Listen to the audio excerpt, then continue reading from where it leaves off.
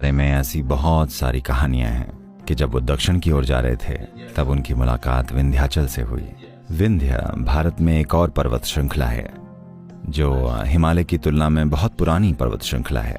हिमालय भूगर्भीय या जियोलॉजिकल रूप से बहुत ही युवा पर्वत है, तो विंध्याचल और ज्यादा पुराना पर्वत है। ये दुनिया के सबसे पुराने पर्वतों में से एक है। तो सभी पहाड़ों के बीच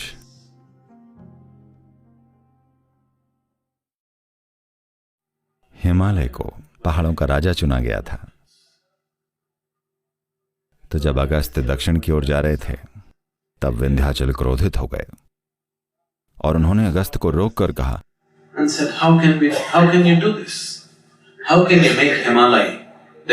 आप ये कैसे कर सकते हैं? आप हिमालय को राजा कैसे बना सकते हैं? वो मेरी तुलना में सिर्फ एक बच्चा है, आप उसे राजा कैसे बना सकते हैं? अब अगस्त जानते थे कि अगर एक पर्वत गुस्सा हो गया तो यह बुरा हो सकता है। जब एक आदमी को गुस्सा आता है तब भी बहुत बुरा हो सकता है, पर जब कोई पहाड़ क्रोधित हो जाए तो पता नहीं वो क्या करेगा। अब अगस्त वहां बैठे तो विंध्याचल, जो कि एक बहुत बड़े भक्त थे, उन्होंने अगस्त को प्रणाम किया। तो अगस्त ने कहा, बस ऐसे ही रहें, वहीं रहें, मैं दक्षिण की ओर जाकर वापस आऊंगा, फिर हम आपकी समस्या को समझेंगे। तो विंध्याचल झुका रहा और अगस्त के वापस आने की प्रतीक्षा करता रहा। अगस्त कभी वापस नहीं आए। अगली बार जब वो उत्तर गए तो वो दूसरे रास्ते से गए, जगन्नाथपुरी के रास्ते से, सिर्फ विंध्याचल से बचने के लिए, ताकि वो वश में रहे और ज्वालामुखी बनकर फट ना जाए। तो विंध्याचल बहुत छोटा रह गया। वो छोटा है क्योंकि वो झुका हुआ है। हिमालय ऊंचा है क्योंकि वो खड़ा है और अभी भी बढ़ रहा है।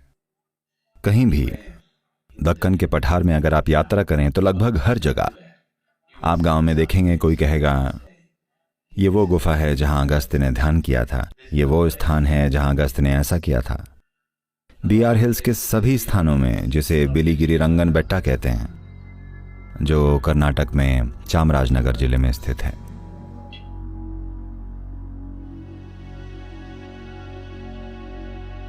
So in Bear Hills there is a place where there is a तो बीआर हिल्स में एक जगह है जहां एक सैम्पिके के पेड़ को क्या कहते हैं, इसे इंग्लिश में क्या कहते हैं? सैम्पिके, चंपका कहते हैं क्या? ठीक है, ये एक बड़ा खुशबूदार फूल होता है। ये एक पेड़ लोग कहते हैं अगस्त मुनि ने लगाया था। ये पेड़ पक्का बहुत ही अविश्वसनीय रूप से पुराना है। ये पूरी तरह से गांठदार हो गया है और ये अपनी तरह के किसी भी पेड़ से बहुत पुराना दिखता है। लोगों का कहना है कि इस पेड़ को अगस्त ने 6000 साल पहले लगाया था।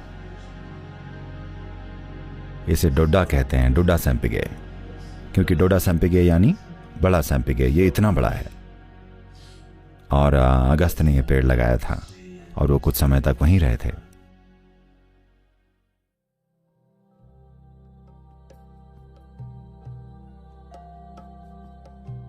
कावेरी नदी में एक बीच का बिंदु है, तो उन्होंने बिल्कुल सटीक मध्य बिंदु की पहचान की और अगस्त्य मुनि ने एक लिंग की प्राण प्रतिष्ठा की, जो कि मूल रूप से उन दिनों के किसी पारंपरिक मिश्रण और रेत से बना है। तो ये एक रेत का लिंग है जो आज भी बरकरार है, शारीरिक रूप से ही नहीं, हर तरह से बरकरार। इसे कावेरी की नाभि के रूप में देखा जाता है क्योंकि ये मध्य बिंदु है।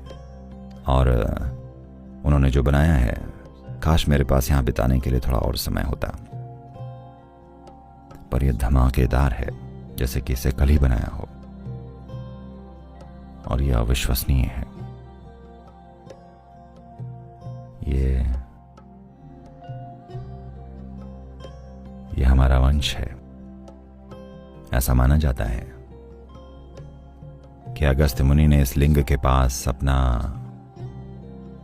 सूक्ष्म शरीर छोड़ा था और अपने मानसिक शरीर या मनोमय कोश को कहाँ, मुद्रे या विरुद्धनगर के पास कहीं एक जगह है जहां उन्होंने अपना बौद्धिक या मानसिक शरीर छोड़ा था, पर उन्होंने कार्तिकेय की मदद ली और अपने भौतिक शरीर को कैलाश ले गए जहां शिव मौजूद थे और उसे वहां छोड़ दिया।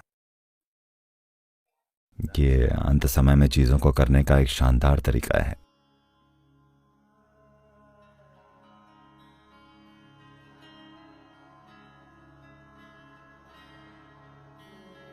कैलाश मेरे लिए एक जबरदस्त आध्यात्मिक पुस्तकालय की तरह है।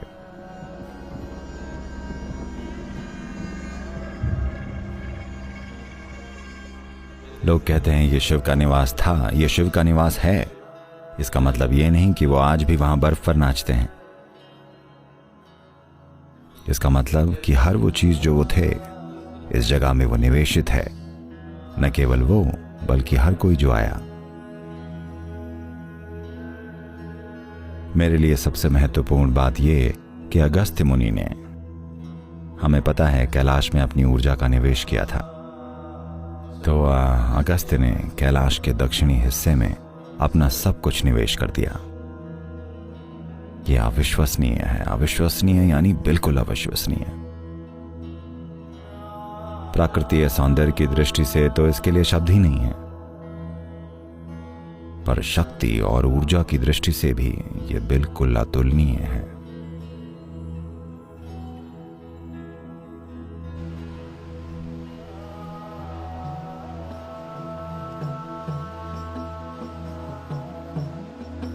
तो अगस्त्य दक्षिणी रहस्यवाद का स्रोत है।